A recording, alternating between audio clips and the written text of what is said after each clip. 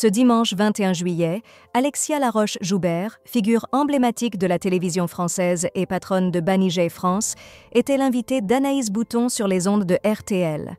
Dans un entretien riche et sans filtre, elle a partagé des aspects méconnus de sa carrière florissante, avec un focus particulier sur son passage à la Star Academy et ses récentes décisions en tant que présidente de la société Miss France.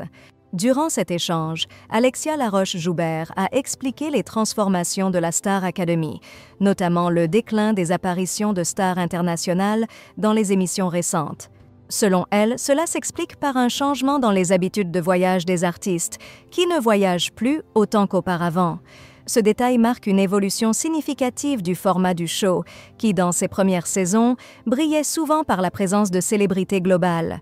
L'entrevue a également été l'occasion pour Alexia de revenir sur certains comportements de stars qui ont marqué sa carrière. Elle a partagé une anecdote particulièrement croustillante concernant un artiste, visiblement sous l'influence de substances, dont les comportements inappropriés envers le personnel et les invités rappelaient ceux de Damien Bézé, un personnage fictif connu pour ses excès.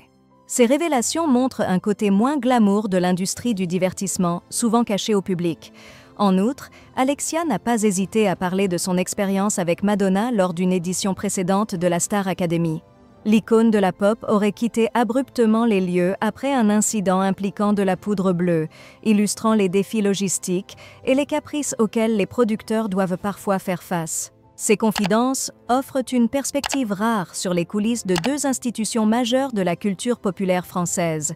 Elles témoignent aussi de la complexité des relations entre les grandes figures médiatiques et les producteurs qui orchestrent ces rencontres de renommée. L'interview d'Alexia Laroche-Joubert sur RTL n'était pas seulement une sur son parcours professionnel, mais aussi une leçon sur les dynamiques souvent tumultueuses du monde du spectacle.